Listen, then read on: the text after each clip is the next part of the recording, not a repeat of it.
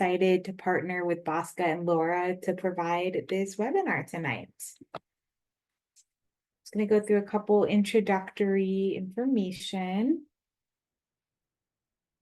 As you guys can see, you're all muted on Zoom. Just a couple information. I know we've all used Zoom before, but please put your questions in the Q&A during the presentation, and then we'll be able to get to them. At the end of the class, we'll also have an option where you can raise your hand and we can unmute you so you can ask your question directly.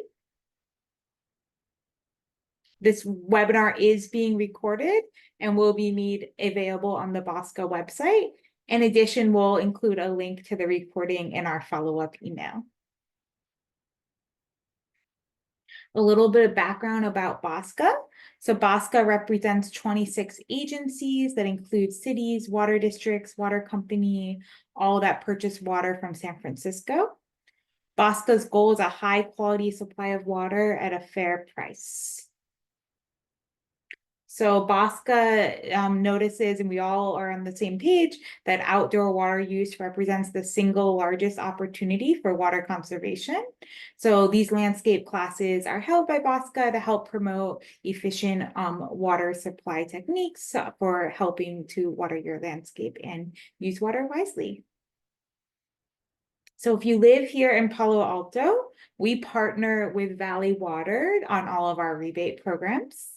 So we offer up to a $400 rebate for installing a laundry Graywater system. Laura will be talking a lot more about how these work tonight.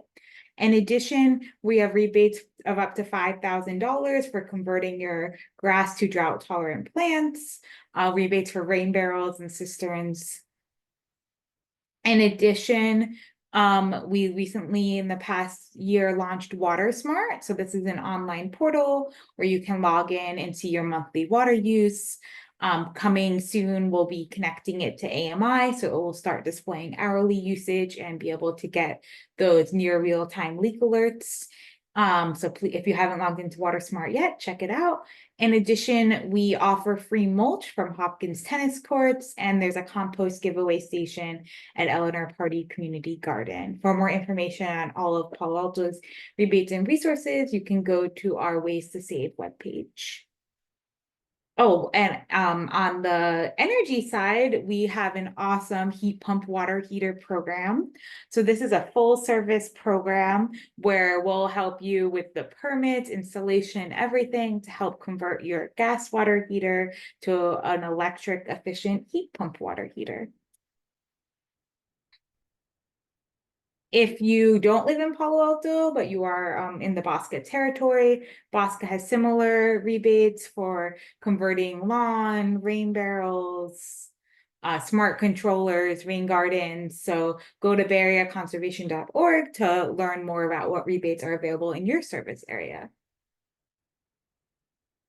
As I mentioned, we partner with Valley Water, and they have several resources online at South Bay Green Gardens and at their main website, watersavings.org, for videos.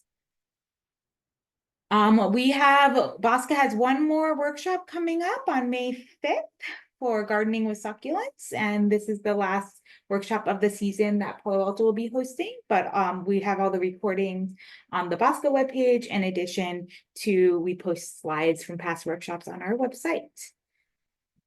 You can go to bayareagardening.org to get even more information on landscape tips. All right, with that, I am going to introduce our instructor. So Laura Allen is the co-founder of Graywater Action and has spent the past 20 years exploring simple and ecological water solutions. She is the lead author of the San Francisco Graywater Design Guidelines for Outdoor Irrigation and authored the WaterWise Home, How to Conserve and Reuse Water in Your Home and Landscape, and Graywater Green Landscape. We're really excited to have her tonight, and Laura, I'll let you take it away. Great, thanks for having me, and thanks everybody for coming out tonight to talk about Graywater. I have some presentation for you. We're going to talk all about what Graywater is, how you can use it, and then we're going to dive deep into that laundry system that you can get $400 rebate for, which is really nice. And it's so great to hear of all the rebates that you can get, all the ways that you can conserve water and make your own homes and landscapes just a better match with nature and the environment and being a really productive and lovely place for you to enjoy.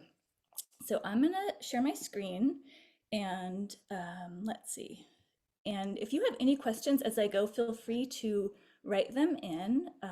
And if I don't answer it right away, I'll get to it. And we'll also have time at the end um, to talk about any more questions. Let's see, everything has changed since we practiced. There it is. Okay, practice screen sharing. So let me just get this going. So again, I'm Laura Allen, and we're gonna be talking about Graywater. So I'm gonna break this into two parts. So the first part is kind of just really briefly touching on all the things you can do. Graywater is like one tool in the toolbox, and then we're gonna go into how you can use that resource, talk about all the different kinds of systems, how they work, and give you some resources. Then part two, we'll go into that laundry system. And this is a system that's really well suited for a do-it-yourselfer. And if you're not a do-it-yourselfer, it's also really well suited for you to work with a landscape professional, a landscape contractor, someone who's pretty handy with irrigation and some basic construction skills, and with information you get tonight, plus some resources, you can work with any professional to get a really high functioning system. So that is our evening today. And let me know if you can't hear me or the slides are not advancing, anything like that. So just want to, again, emphasize how efficiency always comes first, efficiency first, and then reuse. That's kind of like with the recycling symbol, we reduce first, then we reuse, and then we recycle. And so if you haven't already tapped into the resources to make your home more efficient, now is a great time. Efficient homes save about 35%, or they use about 35% less water indoors than the average home. And now we're going to go to the outdoor, what you can do outside. And there's many things you can do all over the place. California, there's tons of examples all over the country of homes that are utilizing a lot of different resources like rainwater systems, gray water, either very low or no water toilets. There's lots of different things you can do. And I'm glad you're here to talk about gray water because that's my favorite tool in this toolbox. This also can happen at commercial scale. There's again examples all over. I should have put a San Francisco example because there's tons happening around the San Francisco Bay Area with reusing water in these large buildings. And this is something really applicable to your own home. So the concept is the same, reusing the water, just if you're working in a bigger building, the ways you're going to do it will be a little bit different. So when we're down to the single family home size, what we're doing is we're tapping into your fixtures, your showers and your sinks and your washing machines, and we're taking that water and we're directing it out into the landscape to replace irrigation. So this picture is showing a house that was already built, and this is, hypothetical, of course, because it's a drawing. And the people wanted to reuse gray water, so they looked at what sources they had, and then they picked a system that was best suited. Like that upper shower is really close to one side of the yard where there's some trees to water. The lower shower is going to go to a different part of the yard. The washing machine's on another side of the house, that goes to a different area. And this is really common in a retrofit situation. So if your house is already built and you're here wanting to learn how to tap into your gray water, you're probably going to have maybe you'll start with your washing machine. That's the easiest system to start with. And then if you tap into more sources, you're going to have these different isolated systems working together to save water. The savings you'll see really depends on how many sources you can tap into in your home and what your landscape is like. So there's a big range, but it's usually pretty significant to offset your outdoor irrigation. And as you know, most of the water we use, or about half of it on average, is used outside. It's a lot of water, and our plants, they don't need the same quality water we do. We have different considerations when we're taking reused water and sending it to our plants, but it doesn't have to be potable water like we need for human uses. And so that's why gray water is such a great match to help cut back on how much potable water we're using in our landscapes. There's a lot of benefits with gray water. It's a great way to save water, which is going to protect watersheds. So we're taking less out of the rivers or groundwater, wherever the water is coming from. These systems are automatic. The water, you're using it in your home and it's also going out to irrigate. So they can be a time saver if you don't already have irrigation set up on timers. They also save energy. So there are these community-wide benefits because the water doesn't have to be treated to potable standards and then cleaned at the wastewater treatment plant. So we're getting an energy savings for the community. And then one of the benefits I really like is that connection with our landscapes. For many people, using gray water is the first time they've really turned like a critical eye on all the different products and the different things we put in the water.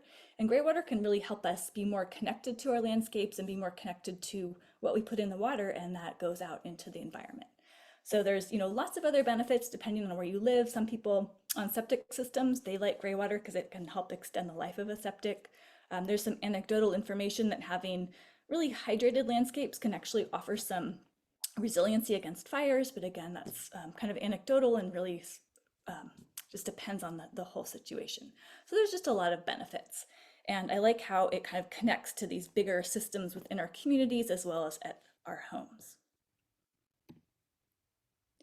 And so people are often here to learn about Graywater because they want to save water.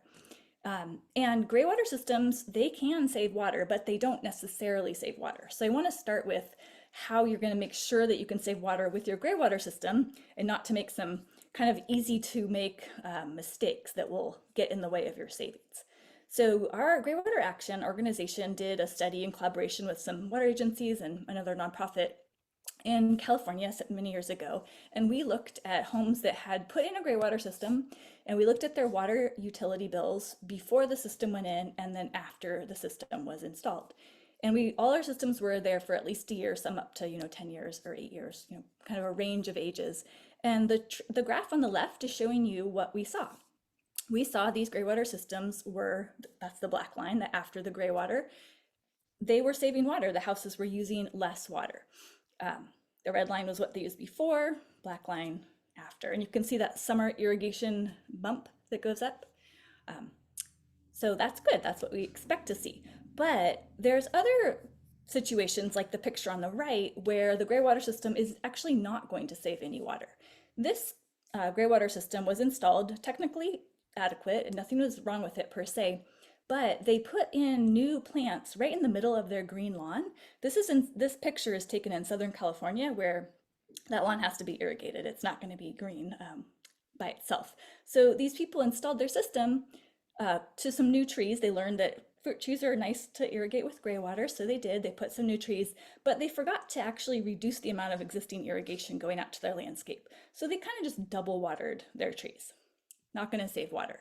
So there is definitely this kind of thoughtful design component of it, which is different than other types of irrigation that I want to emphasize, because you're probably here because you want to save water. And if you're going to put in a gray water system, we should make it as efficient as possible. So this picture that I'm showing you, kind of the what not to do picture, if this site wanted to put new trees in, because they knew that's good for these simple gray water systems, they could have chosen a portion of the yard to put the trees in and then remove the turf grass in that area, or they could have decided to re-landscape entirely and not have any turf grass. But there are ways they could have seen savings by having that gray water go out to a dedicated portion of the yard that's only getting gray water irrigation. And so just to back up briefly, what is gray water? So it's coming from your washing machines. Depending on what kind of machine you have, that might be a lot of water per load, like an old top loading machine. If you have one, it could be a great time to consider getting a more efficient machine. There is a range of how many gallons per load the machines use. And if you want to know how much water you have, you just figure out how much your machine produces and how many loads you do per week.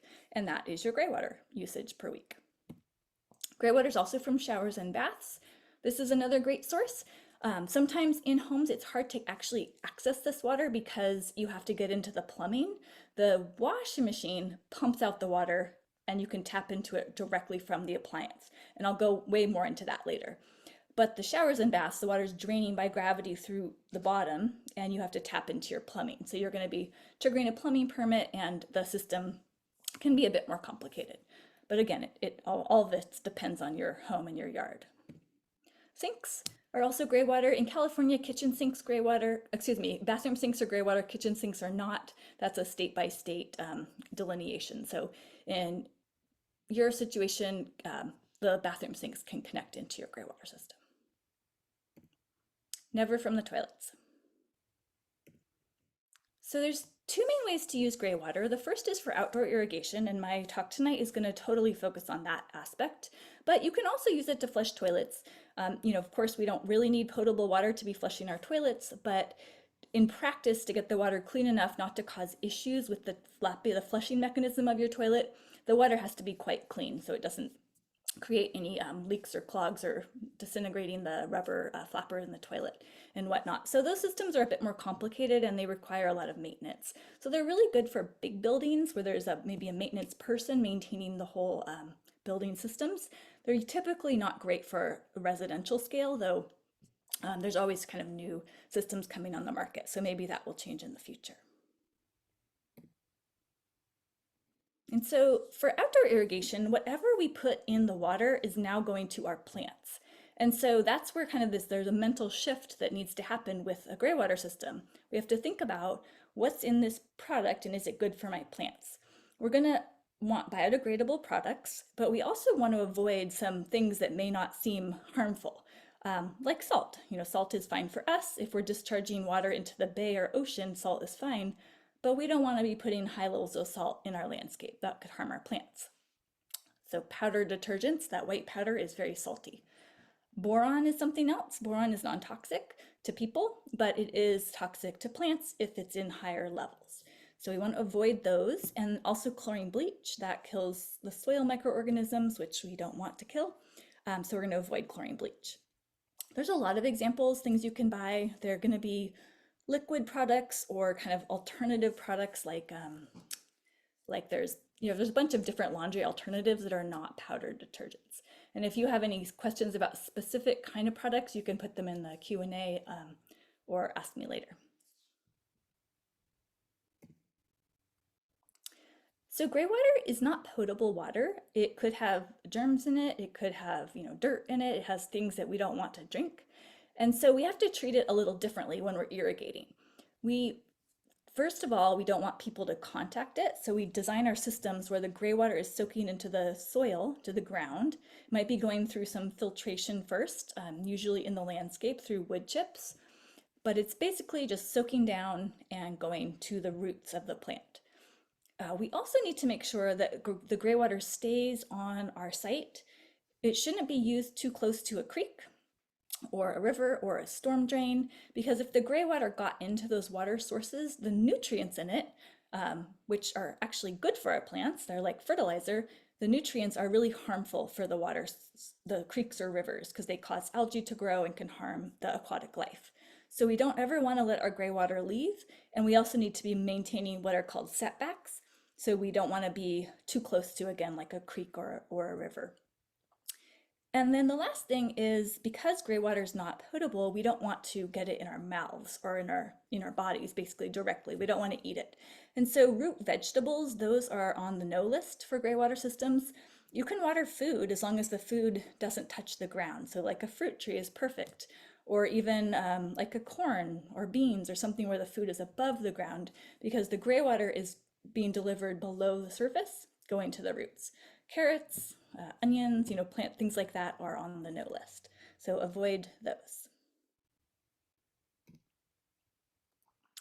So the simple gray water systems, they, like the laundry system I'll go more into, all the debris and lint and things in the gray water is going outside, and then we filter it in the landscape. This is a very simple and elegant way to filter gray water because it's happening outside, and that wood chip filter doesn't require too much maintenance.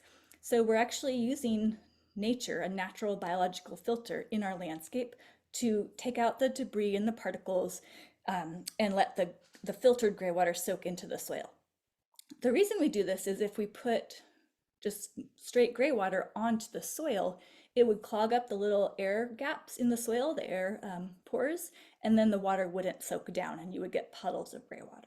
So this prevents puddling or slow infiltration of gray water.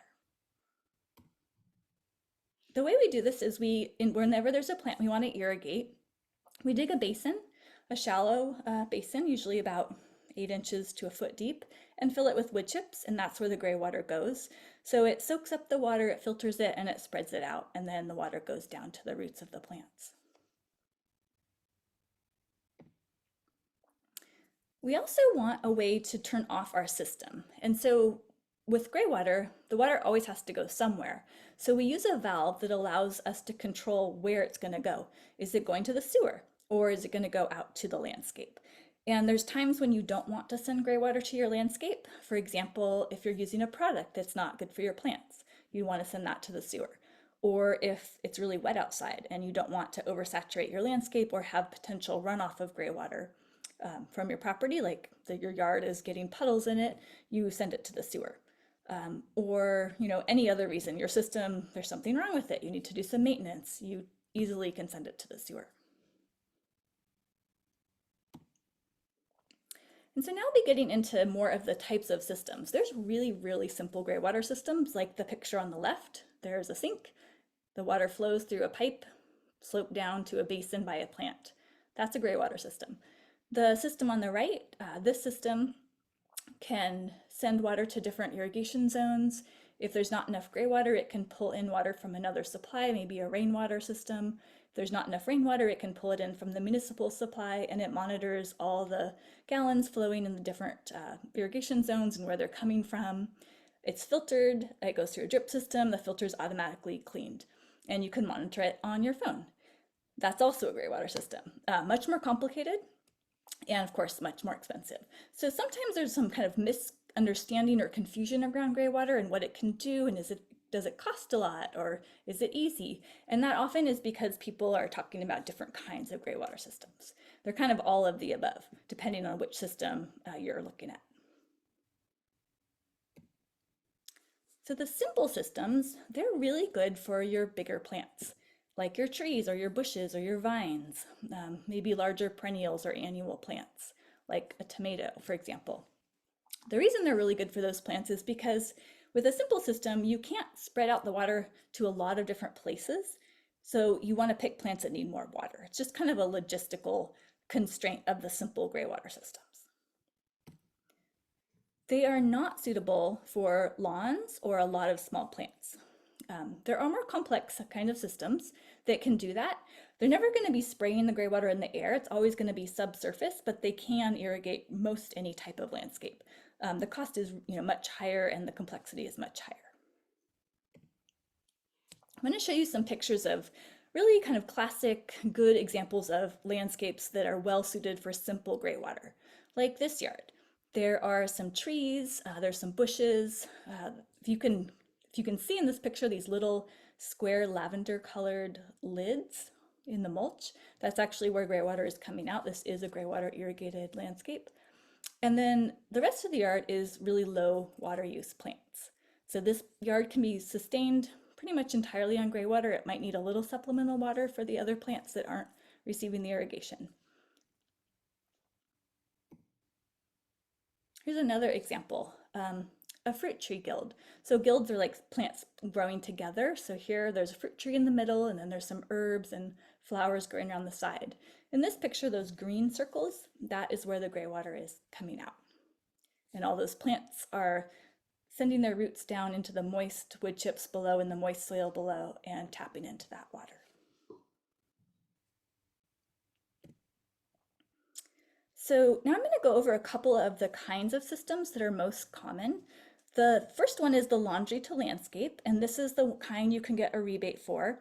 And I will in part 2 go into this system in more detail if you are interested in a do-it-yourself project or if you want to create your own design and then collaborate with a professional installer.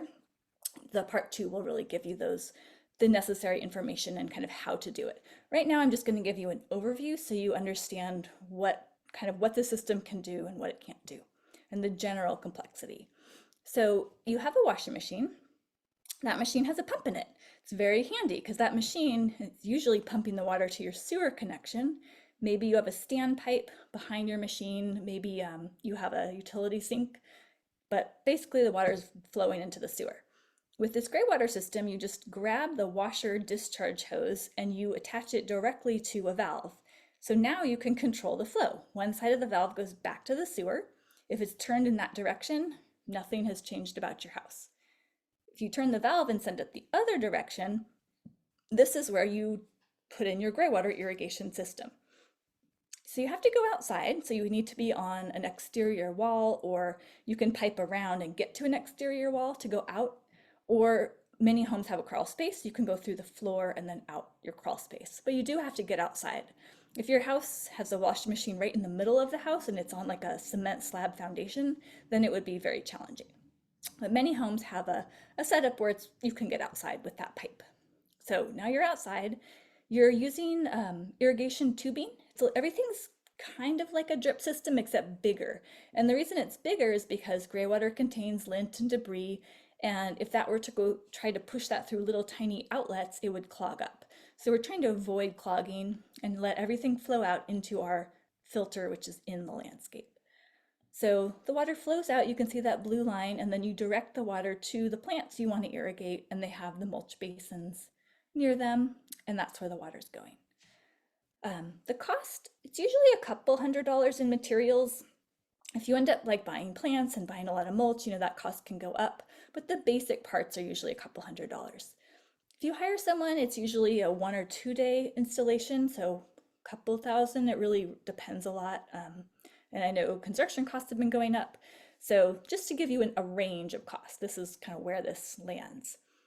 Some houses have more challenging situations, like a cement patio that has to be crossed, or some other factor that makes your system take a lot longer to install, so it can be more expensive. But sometimes the systems are quite simple and straightforward. It just depends on how your yard is set up. So here's what that looks like. Picture on the left, that washing machine is the black discharge hose connecting to the valve. The left side is going to the sewer. It's a standpipe in the back of the machine. The right side is going to the landscape. It's going through the floor, so this house has a crawl space, and through the floor and then outside. The picture on the right, the gray tube is the washer discharge hose going to that valve. If you're going to the right of that valve, it's going to the sewer connection. The left is to the Graywater, and it's going out through the wall. So this is an exterior wall, and it goes to the irrigation side when it gets outside. Here's a landscape picture. This is during construction. So when it's all finished, it'll be covered up. You won't see any of the piping. And these trees are newly planted. But you can see how it kind of looks like a drip system. It's just bigger. Where the water comes out, it's just open. It's like a 1/2 inch open end. And so the slight pressure from the machine is pushing the water through. The gray water is coming out. It's covered, protected by that plastic called a valve box. It's like a plastic shield around it. There's no bottom, so it's just falling through the bottom onto those wood chips and going into the landscape. And then the green lids go on top to prevent that from getting filled up. So here's a picture of it going down a row of plantings. Here's a picture again. This is finished picture. So on the left, the only way you can tell there's gray water is those lids. You may see those lids in other places. They're used for just regular irrigation. So if you see that kind of lid, it doesn't mean it's a gray water system, but gray water systems use those lids. So that's, if you are familiar with those. The picture on the left, it's going through down a row of fruit trees. The picture on the right, the gray water is in between a lot of those plants, so you can't really see it. It's just a densely planted yard with different perennials. So not a lot to see, it's very subtle. And here's another landscape with the laundry gray water. See if you can find the green lids showing where it's going to.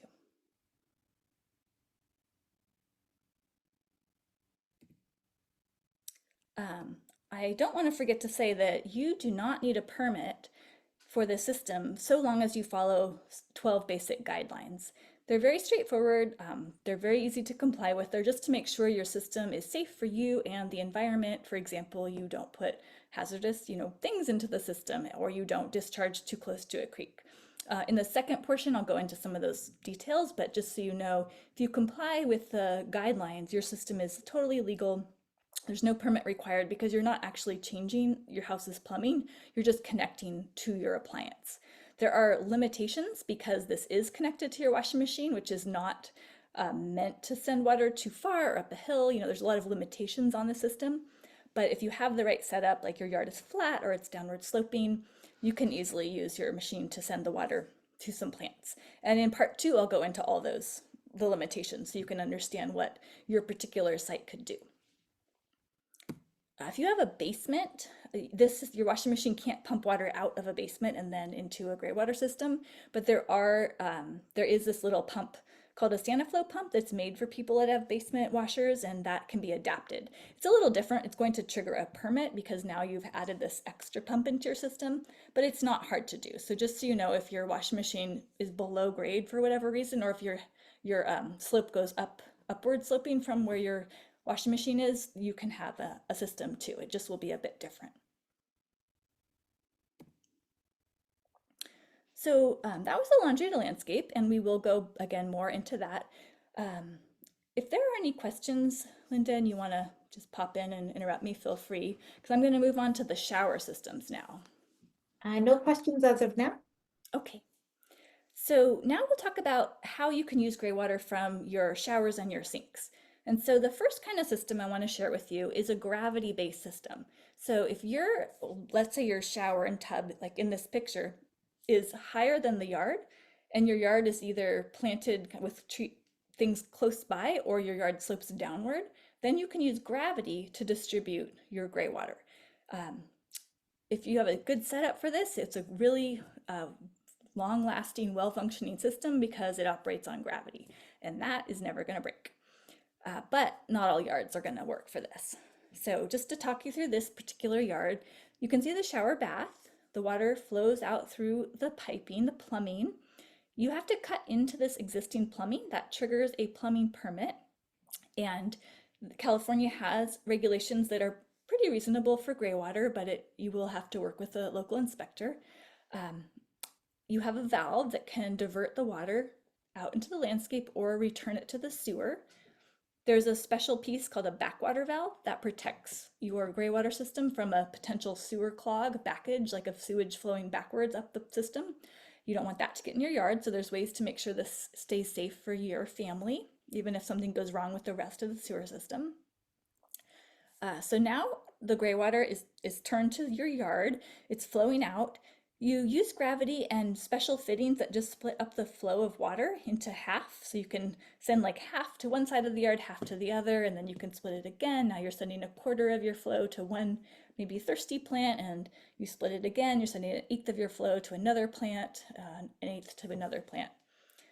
These systems are really good for trees or kind of bigger plants because it is hard to spread it around very much. Like in this picture, you can see it's going to 6 different locations. You're going to do calculations, figure out how much water you produce in your home and how much your plants need, and you'll do that match. The materials are a little bit more typically, and the professional installation also a bit more, because this is a much more labor-intensive system because you're working with gravity, so you're having to meticulously slope your pipes in your yard. Once you do it, it works great. This could be a do-it-yourself project, but the tricky part is your plumbing, because now you're having to alter your existing household plumbing. So if you can do that, that's great. But if you're not experienced with plumbing, you want to get a professional. Sometimes people just hire a plumber to put in that valve, and then they do the rest of the system themselves. That is possible. It is, again, a lot of physical labor because there's digging and trenching. In the way that the laundry system, the machine's just pushing the water through, so you don't have to really do much. You just dig a shallow trench and stake down the tubing, and the machine pushes that water through. Here's some pictures of the valves under the house. The one on the left, that's just the valve. It's a similar concept. You flow one way or the other, but it's bigger because now it's fitting into the plumbing, the drainage plumbing of the home. Oftentimes it's inconvenient to get under there and turn the handle. It has to be accessible. And so with this system, you can add a motor to that valve and then have a switch in the house. So you can make this where you can control it from the house. But sometimes you don't have to do that depending on your setup. This picture is from San Francisco. So this image on the left is their entire yard. It's a 1-bedroom house, very small yard. And the shower drain pipes were accessible in the garage. They were actually, elevated at height like above your head level. So it was very easy to access and divert. The thing you can't see from the picture on the left is the first split of the water. But basically half of the shower goes to the front of that yard and half goes to the side. San Francisco has very sandy soil, and so these basins are quite small. In parts of like the East Bay where it's more clay, the system would look similar, but the basins would have to be a lot bigger to absorb that water in the slower draining soil. But basically, there's basins, they're full of wood chips, the shower water's flowing into the basins. The picture on the right, you can see a getting close to finishing the system picture. The plants are planted right next to the basin, and that black pipe is flowing into that irrigation valve box, which again is open on the bottom. So water just flows freely out into the wood chips. And when it's finished, that's all going to get filled up to the level of that green lid. So here is a finished picture. The one on the left was right after it was installed. You can see how the plants are watered in. You can see those green lids. And then the picture on the right, that is the same yard 1 year later. They'd redone the entryway with some different paving style going in, but the plants are all the same plants. And the people who lived there, the homeowners, reported that they never had to water their yard. So 1 shower, 1 yard. Many homes, our yards are bigger than that, and so 1 shower can irrigate 1 portion of the yard, not the entire yard. So there are oftentimes homes can't do a gravity flow system because of just the limitations. Maybe there's like a cement patio, or maybe the yard slopes upward and there's reasons, or maybe the plants they need to irrigate are far away, and when you're sloping downward you get deeper and deeper. So you may have to add a pump. I encourage you to look into gravity options first and see if they're going to work for you, because they're lower energy input, less moving parts, less likely to break over time, all of the good things about simple systems. But sometimes you can't, so then you turn to a pump. There are simple ways to pump gray water where you're just getting a pump that's made for dirtier water. It's called an effluent pump. You have to get the gray water into that tank. It's not storing gray water. It's just collecting it temporarily. It shouldn't hold the water for more than 24 hours. That's the code limitation. If you try to store gray water, it will start to smell really bad because the organic matter in it will break down and it'll get that anaerobic smell. So you shouldn't do it for a variety of reasons. One of them is the code, the regulations, and the others are practical. So usually those tanks are about 30 gallons, maybe 50 gallons, just designed to take in that water, and then at least once a day the pump will engage. There's a float switch, so when it floats up, turns on the pump, pumps out all the water. And the simple systems, they don't have any filtration until you get out into the landscape and have those wood chip mulch basins. And that works really well. So that's kind of how it works. Here's some pictures. Sometimes, like picture on the left, there's a basement, or somewhere where you can put that in the building. Picture on the right, this is buried in the crawl space. So depending on how the house is set up, may be easier or harder to put that tank in and pump it out. So the last kind I'm going to talk about are filtered gray water. And so what I mean by this is you're trying to remove the debris, lint, hair, soap, scum, all that, trying to get it out before it goes into the irrigation. These kind of systems have several advantages and several disadvantages. The advantages are, now with a drip system, you can distribute a little bit of water to a lot of places. Like this picture on the right, I'm guessing a lot of you are familiar with drip, but in case you aren't, you can just see how a little bit of water comes out over a larger area. That is not a gray water system. It's just an example of drip. That's the advantage. Also, with the pressure of a pump, you can go uphill, you can go far, all of that. The disadvantage is there's now a filter that has to be cleaned. And this is the #1 source of system failure, is a filtered system. The filters are not maintained and they clog up, and the whole system kind of gets clogged up and burns out the pump, or things break. So some of these systems, like the picture on the left, that system is designed for a person to clean it out, which, we're human. Even me, when I've had that kind of system, I'm not good at cleaning it on a regular enough basis. And so it's not really a good idea for most people unless you get a maintenance contract with your installer. So someone else is going to clean it on a timed basis and they're paid, so they're not going to just put it off till next weekend kind of thing. So that's just my 2 cents about that. Filtered gray water, it's still not as clean as the tap water. So even if you filter it, you can't just put it into your existing drip system. You are going to have a a new system that's made for dirtier water. So there's special Graywater compatible drip systems, but you can't, if you already have a drip system and you think, oh, I'll just send my Graywater into that existing system, you can't do that. With rainwater, cleaning rainwater, you probably could, but not with a Graywater system. You need a different type of drip that can handle a little bit more dirtier water, even when it's filtered. So there are also systems that clean the water with a filter, and the filter gets automatically cleaned. It's called being backflush. So it takes the potable water and it sends it backwards with some pressure to kind of blast out that filter and clean it.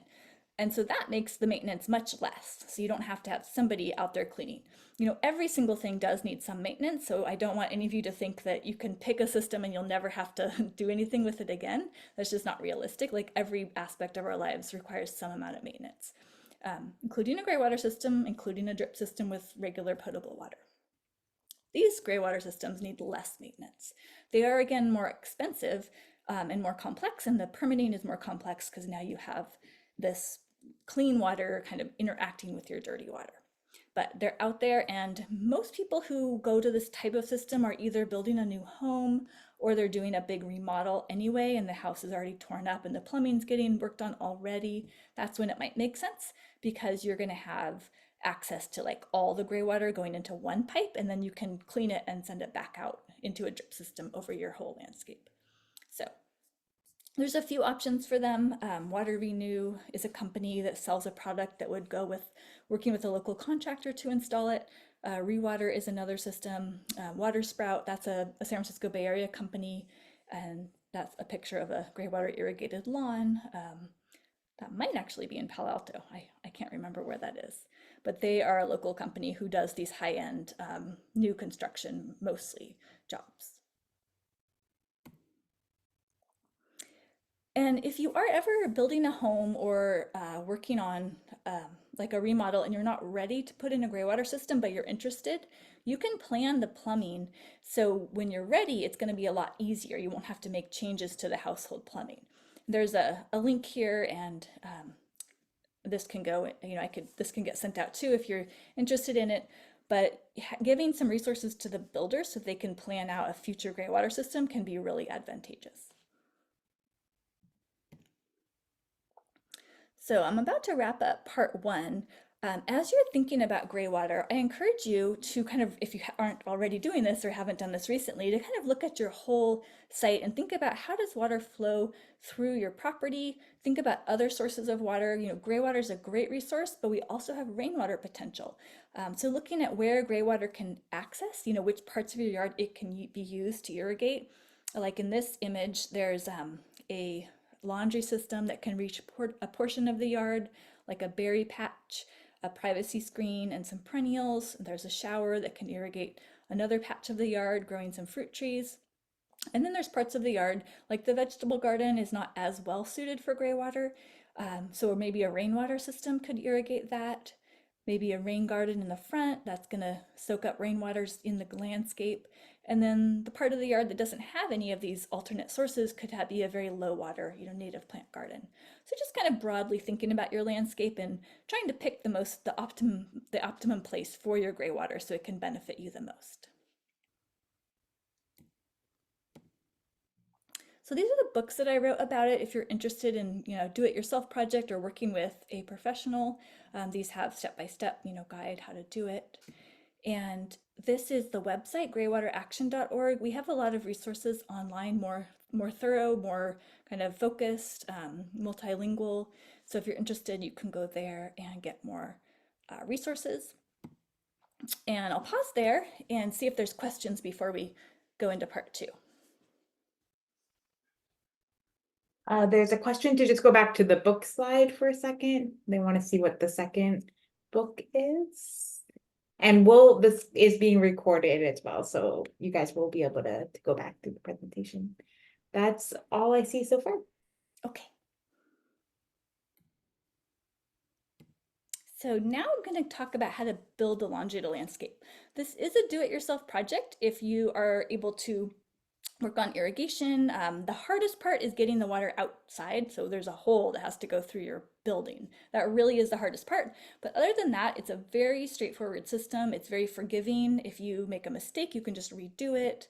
Working with plastic for the most part, different types of tubing and fittings that can easily be redone. So it is a good do-it-yourself project, but if it's intimidating, again, it's a good project to come in with a good plan and then work with a professional. So this is it again, if you forgot. This is what we're going to talk about. So before you start, you're connecting to your washing machine. And so if there's any problems with your machine, that can have an impact on your Graywater system. So the first thing, if you have a front-loading washing machine, I want to make sure you know about the pump filter. This is something that's supposed to be cleaned out on every machine, but many people have never heard of it. And if it gets clogged up, what happens is your machine can't pump out the water. It's encountering a lot of pressure against that pump filter, like when it gets covered in debris, and then the machine won't finish the pumping cycle. You'll get an error message, the clothes will be kind of wet. And so before you start, it's a good idea just to clean the pump filter out, make sure you know where it is. It's often pretty easy. Sometimes there's a little panel that just opens, or you don't even have to open anything. Water's going to pour out, so be ready for that. And yeah, mine clogs up probably about once every other year. I have to clog it, and it's real easy to do. But if you don't know it exists, you might think something, is broken on your machine or with your Graywater system. So we have a couple of things to do inside the house. We are connecting the machine to the valve.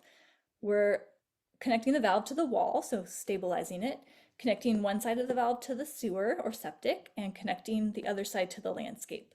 That little black thing is called an anti-siphon, and that's just a little safety device we put on to make sure that the Graywater system doesn't accidentally suck water out of the machine, because it's going through this closed tube that if you have like a downward sloping yard and the machine's pumping out the water, now water's flowing and it starts siphoning, and if the machine starts to fill again and there's no way to kind of let air flow into the system, it might suck out that fill water and your machine wouldn't be able to complete the cycle. So adding that little anti-siphon is just a safety precaution so that doesn't happen. The valve has to be at what's called the flood rim of the machine. That's so water doesn't accidentally drain out of it, but it can be anywhere. It can be on the left side of the machine, the right, really, there's a lot of variation as you can see in these images, but it has to be at least as tall as the machine. And the washer hose has to go into the middle of the valve. It's called the middle port.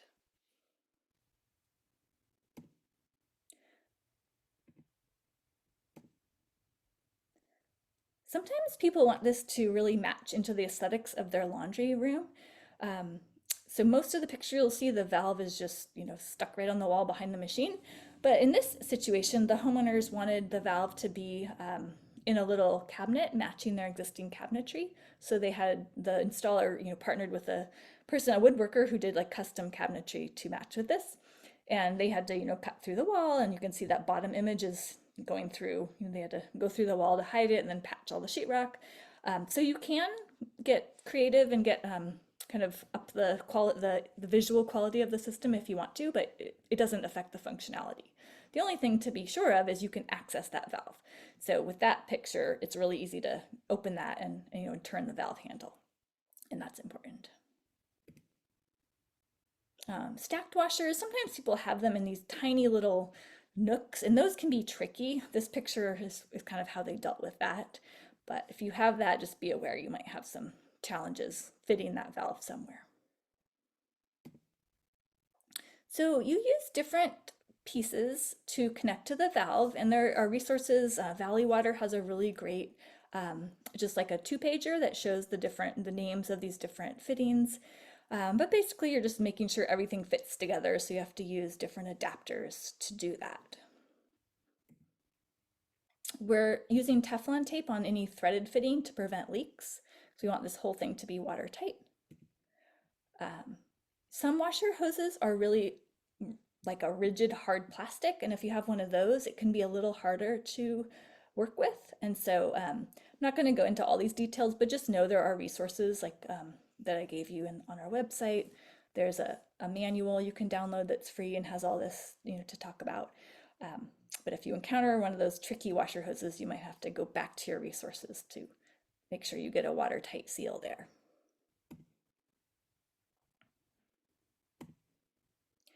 So the hardest part, like I mentioned, is getting through the wall. Sometimes the washers are in like a garage and it's an unfinished wall, so you can see what's there. But if you're in a finished room, like with sheetrock, behind the sheetrock is not empty space. Like in this picture, behind the sheetrock is going to be electrical wires, there's a vent, there's water lines, there's drain lines. So you really want to make sure you're picking the right place to drill through so you don't cause damage to the home. So this is where you want to be with somebody that has some experience to really choose the right place. There's lots of clues, like looking at where the light switches are. You know, there's obviously electrical wires going in and out of that, looking where the plumbing is, and knowing that water's coming in and water's flowing out. But yeah, just being really cautious. And we always start with a really small pilot hole and then go to the bigger hole that will let the pipe out. It's just a 1-inch pipe, so it's not a huge hole, but it is, still an inch. You want to make sure you're in the right spot before you go through the wall. I mentioned this anti-siphon component. It's called an auto vent or an inline vent. And again, it's just to prevent a siphon from happening. We have to use some different pieces to connect it up into our system. And it's always going on the Graywater side at the highest point of the system, so air can come into the system if need be. It can be either inside or outside. It has to, again, be at the high point, and it has to be accessible. No water doesn't come out of it, but if it does fail, it's a mechanical valve, like there's a rubber flapper that gets pushed up and seals off. And if over time that were to fail, water could leak out of that. So you want to be able to notice if that happens, and then you replace it. It's just screwed in and you would get a new one. They're, like $5, $10. They're not very expensive. But if that was behind your wall and it started leaking, that would be a problem. So these always have to be accessible, either visible in the laundry room or on the outside of the house. So we're doing some basic plumbing. We're using basic plumbing tools, cutting with pipe, gluing pipe, strapping everything to the wall. You always want it to be functional, and again, you can get more fancy and make it look better depending on your laundry room and how much you want things to match, but it has to be secure. It also has to be labeled. The label has to say, it just has to show how the water flows. So anybody who uses that washing machine can tell, are they sending that water to the landscape or the sewer, and easily be able to switch back and forth. It can be a simple like handwritten sign. It could be a printed out sign. Doesn't matter as long as it's clear.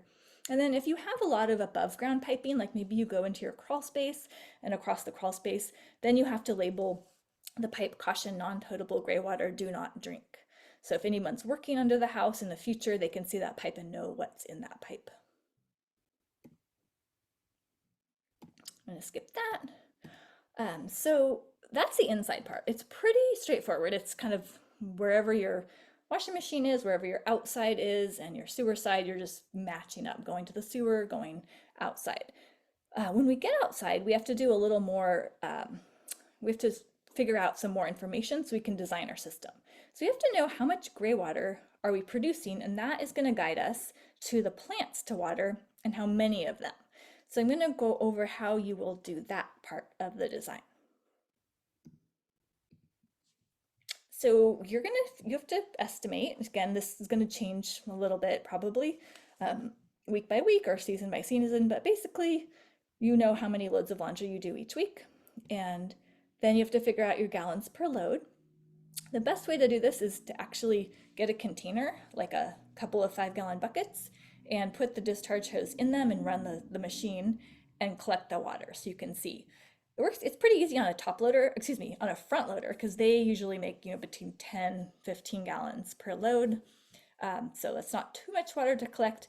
But if you have an old top loading machine, that could be like 40 gallons. So you have to be pretty prepared to deal with that water coming out. So you want to know how much. If you can't do that for whatever reason, then you can use an estimate, but it really is best to test your particular machine. And those are some estimates you can work with. And then think about future changes. Are you about to get a new washing machine?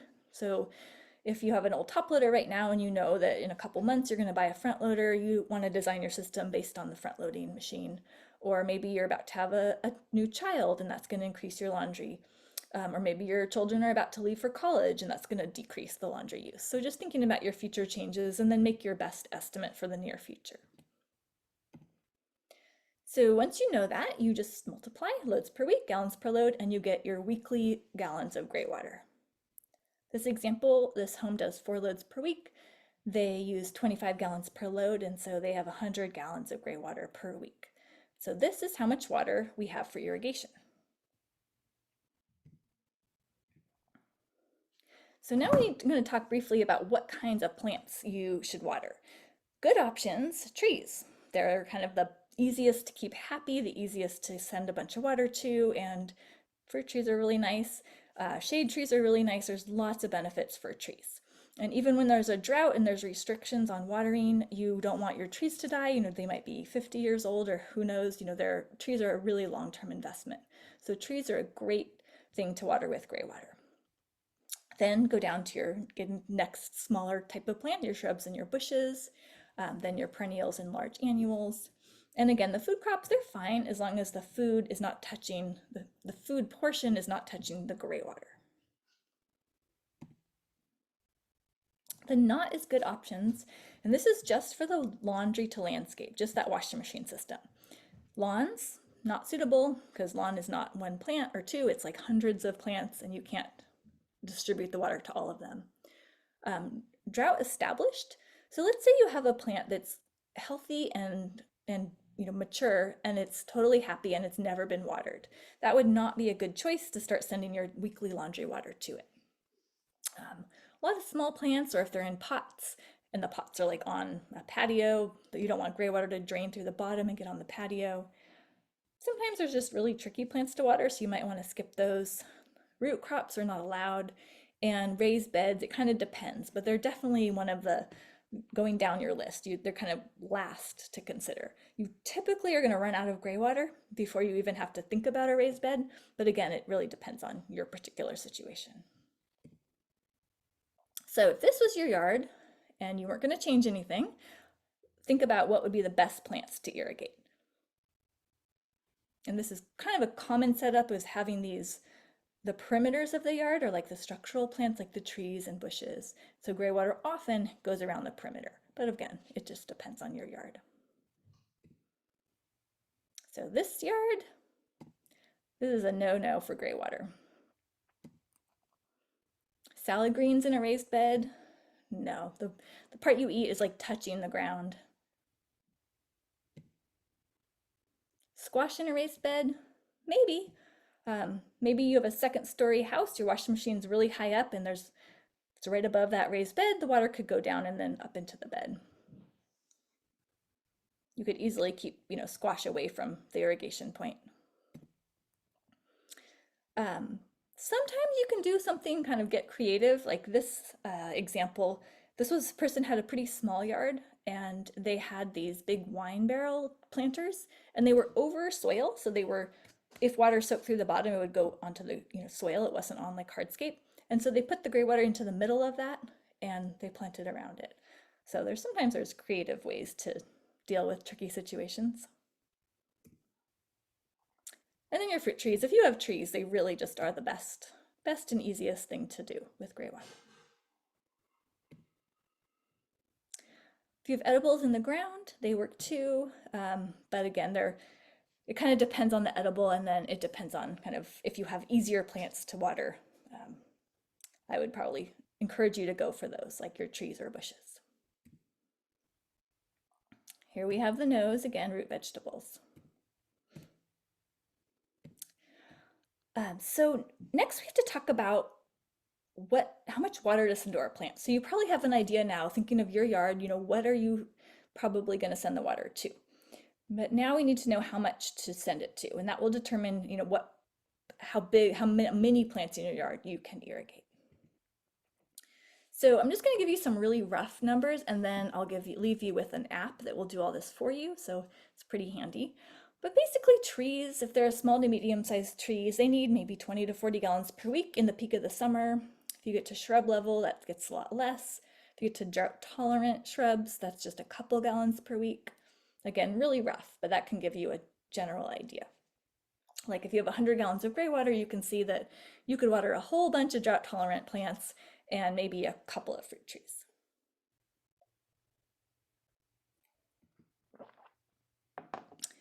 There's another, it's called a rule of thumb way to estimate irrigation. And that's that if you look at how big your plant is, and if it's what we'll call like a moderate water use plant, like your fruit trees, many of our landscape plants are often in the moderate range. However big it is, you kind of take half of that, and that's how many gallons per week. So it's a half a gallon per week per square foot. So for example, if you had a hedge that covered 20 square feet, it would need about 10 gallons per week. If it was a low water use plant, you would cut that number in half again. I'm going to skip this part. I'm going to leave you go to the app, because you actually can just go to this really amazing resource called puddle-stompers.com. And there's a whole bunch of tools to help with irrigation. And the one that works really well for Graywater is the How Much Water app. So you just click on that, and there's a drop down, and you can pick your city. So if you live in Palo Alto, you click on that, and the how much water, it really depends on the climate.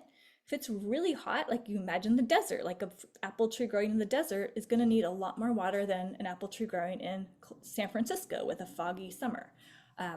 So that's where we need to know where we are, and that's going to impact how much water our plants need. So this app kind of has this whole back end where it calculates that based on what the weather has been like in the past, looking at historic weather data. So it gives you a pretty good estimate. With Graywater, with our laundry systems, using a weekly time frame is best. So I picked weekly in July. That's the peak irrigation in this area. What plant? So you need to know, is this a moderate plant, water use plant, or a low or high? And there's a lot of tools, probably water agencies can help you with that. Also, like a Sunset Western Gardening book can help you with that. There's like a whole bunch of resources if you're not familiar with your plants and how much water they need. I was imagining an apple tree. Fruit trees are typically moderate, planted in the sun, and I was picturing like a relatively small backyard tree, so 6 feet across the width. So I picked that, and then I clicked calculate, and this tree needs 15 gallons per week in July. And so that could help me. Let's say I had 100 gallons of gray water. I could see, well, I could water, maybe 8 or so trees with that, keep it happy all summer. I did the same thing in October.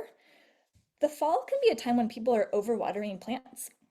And for a gray water system, it can be helpful to think about, as we go through the seasons, we don't have to water them the peak all year long.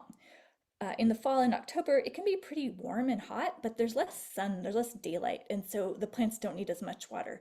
So when I kept everything exactly the same, looking at this in October, the same plant needed 8 gallons per week.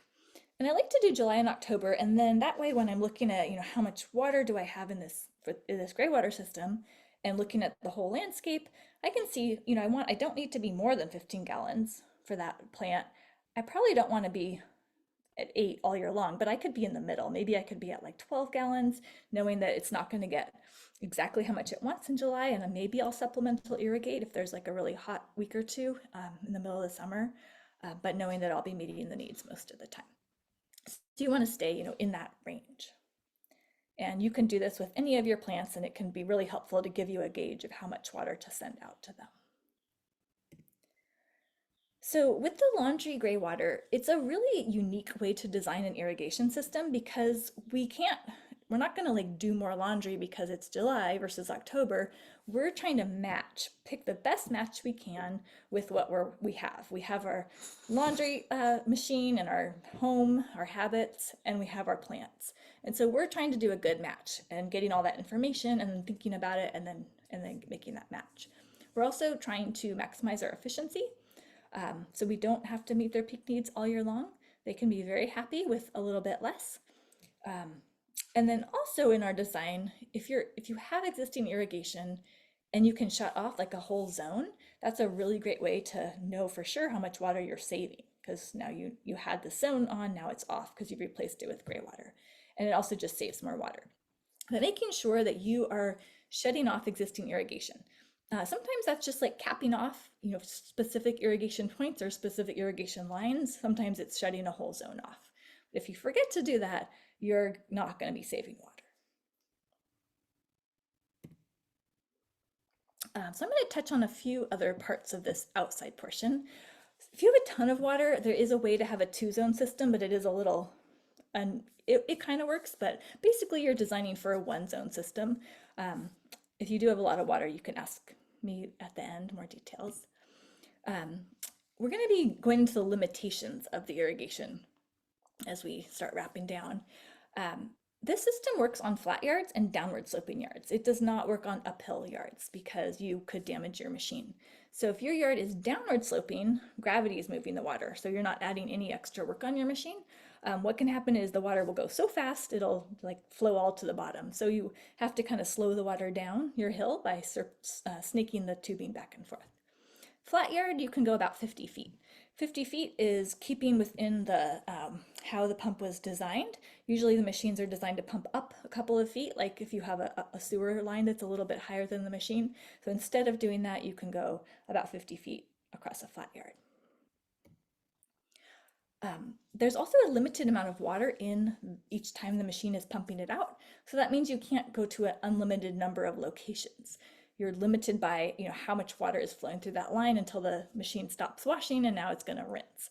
So if a top loading machine, you can have about 15 or less points. If it's an efficient top loader, that's like 10 locations or less. Front loading machine, that's like 6, maybe 8, if it's a kind of older front loader. And these ultra efficient ones can only do about 4 locations.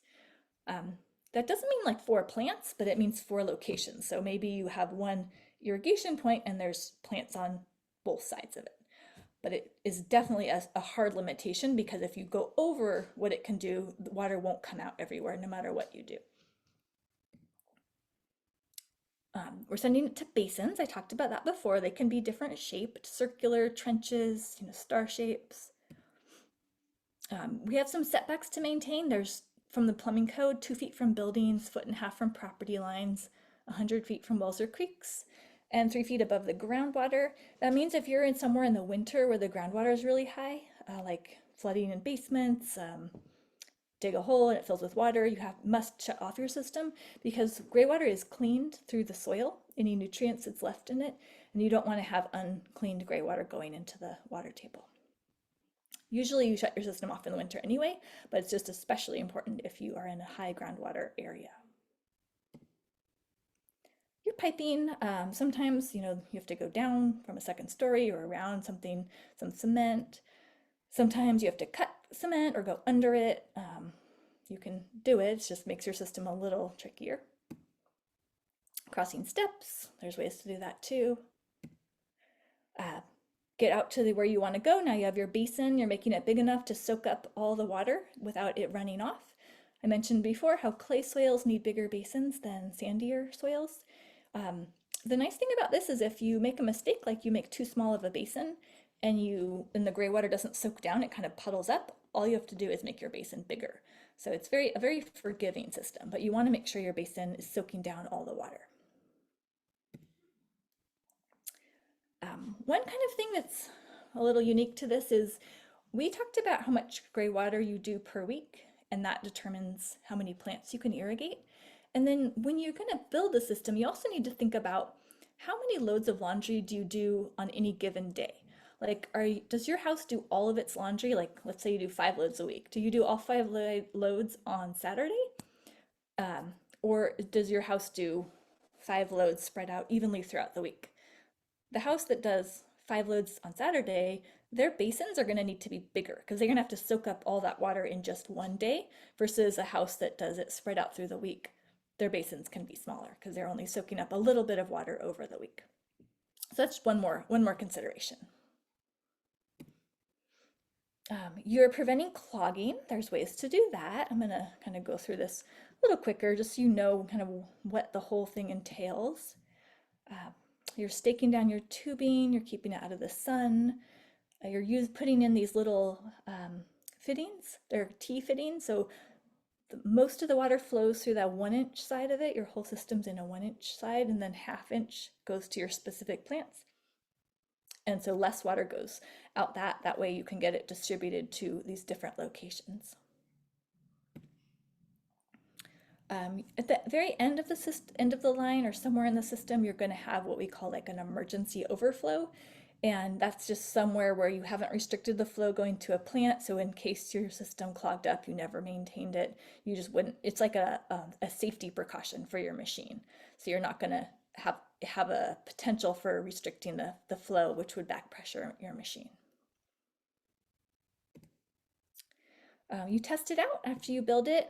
You're going to do some balancing of the flow to get the water to come out evenly. And you're always trying to avoid clogging. And then all your follow-ups, you bury all that tubing, you're checking for leaks, painting any exposed pipe, caulking holes, posting signs, maintenance manual, Graywater friendly soap, and do laundry and water your plants, which is very exciting, I think.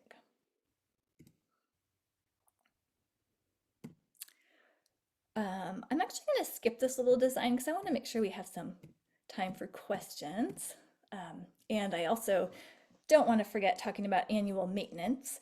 This system is a very low maintenance system. It's quite simple, but it does require and need you to check on it about once a year. You're just going to basically anytime you do laundry, you'll visually see the valve and your anti-siphon. And if there's any leaks, you would address them. Usually there's none, but that's something you can see. But what you can't see on your daily basis is the basins and how they're doing. So once a year, you'll go outside, you'll put your gloves on, you'll open up your valve boxes and look down, and you want to see an airspace and then wood chips. And if you see that, your system is great and you don't have to do anything. But if you see that soil has built up, sometimes a gopher will like come from the bottom and fill in your valve box with soil, and that will prevent the infiltration. Over time, the wood chips will decompose, which is great because they're making a really nice, organic material in your landscape. But decomposed wood chips don't filter the water as much, so that will slow the drainage down. So you might have to dig it out a little bit. Usually it's with a trowel. Maybe the first couple of years you just dig with a trowel, and then after maybe year 5, you actually have to get your shovel out and kind of dig more and replace more of the wood chips. But it's not a lot of work. It's usually between 10-15 minutes per basin per year, about. And then if you had any of these valves, which I didn't really touch on, but if you build this, you will read about them in the instructions. You would check them for clogging. And I'm gonna stop there. I want to make sure there's time for questions and point you to, if you can't find them locally, materials, you can order them. Waterwise Supplies sells little kits. The Urban Farmer Store also has kits. I don't know about Horizon Distributors, what they carry, but any large irrigation store will have a chunk of the materials, probably not everything, but that's something over time you can work with local irrigation stores to make sure they can carry everything you need. And I want to make sure there is time for questions. I think that might be the last one. Yeah. Great. I see 2 questions in the Q&A. Feel free to add more or raise your hand. So the first question is just to confirm that if your washer is in the middle of the house, foundation is a slab, it seems like that's probably too difficult and impractical, and just want to get that confirmation. Yeah, I mean, every once in a while a house is like that, but then there's like a closet you can run a pipe through to get outside. But if you would have to go through like I don't know, a room that's not a closet, it's probably too much. It's not impossible, but it would just add another layer of having to, I don't know, create like a chase or something over the pipe as it goes through your house. Definitely not the ideal setup, unfortunately. I think you mentioned this before, but just to reiterate, how far can the laundry pump send the water? About 50 feet in a flat yard. Downhill, it can go as far as you want. Great. Those were the 2 in the Q&A, but we do have 10 minutes if you guys have any more questions, feel free to submit them into the Q&A, or if you want to raise your hand, I can unmute you and you can ask Laura directly.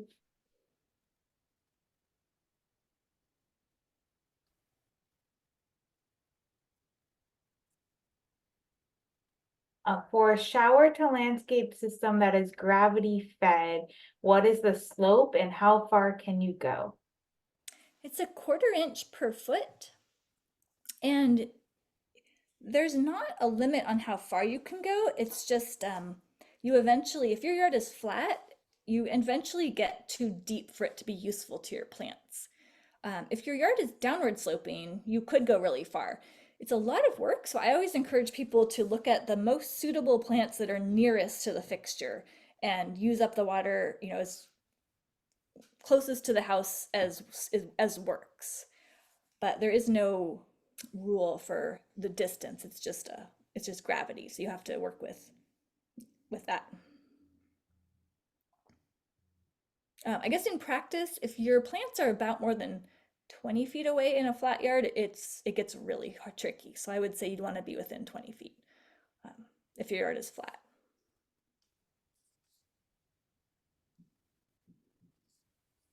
Any other questions?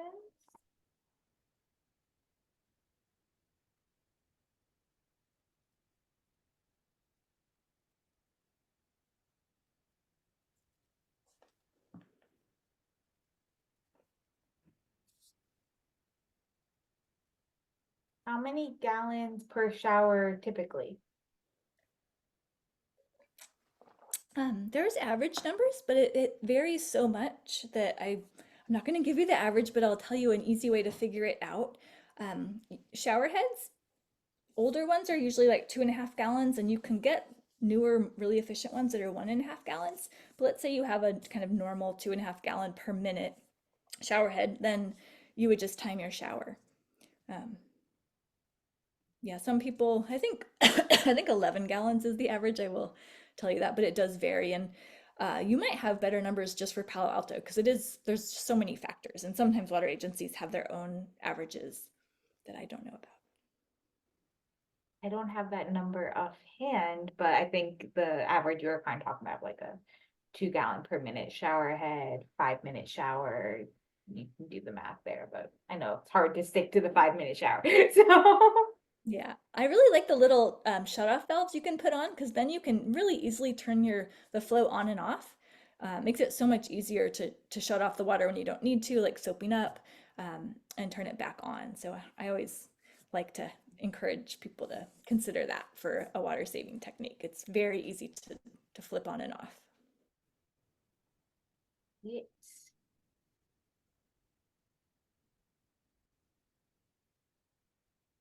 I guess I'll ask one question. If someone was interested in doing a laundry to landscape project and doing the rebate, what would you say their first step is? I guess, checking out what laundry system they have, where it's located, or like what would you say would be like the top 3 things to do before applying for the rebate? Yeah, I think looking at your laundry, like the person that noticed their machine was in the middle of the house and they had a slab, that's a hard situation. So seeing where you could get the pipe out. That's like step one, I think. And then looking outside. So let's say you can go out, like your garage or whatever it is for you. Then looking at the plants, like how are you going to get the water to the plants you need? So that's step two. And once you've determined that, yeah, it's probably going to work out, I can get from inside to outside, and from outside, I can get to my plants within 50 feet, or my yard's downward sloping, then that would be a good time. Doing a little sketch can be helpful, thinking through where you're gonna distribute the water, using that app, that How Much Water app, to identify how much you're gonna send to your plants, and that will help you knowing, are you going to 3 trees or 5 trees or whatever it is for you. That can help you know what materials you'll need. Great. There's a question in the chat about San Mateo County. So I put the Bay Area Conservation.org link for non-Palo Alto residents for rebates.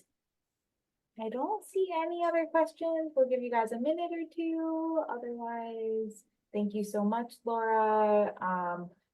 we will share the link to the recording. Is it okay if I include your contact information in the follow-up email as well? Yeah. Oh, and you know what? I think, oh yeah, there it is. I put my, there was one more slide with my email on it if you guys want it. Well, Tina says great workshop. Thank you everyone for attending. As I mentioned, this is our last of the spring series, but check back in the fall because we'll be doing more workshops then. Thank you so much, Laura. Thanks everyone for staying on and have a great night. Bye. Thanks for having me.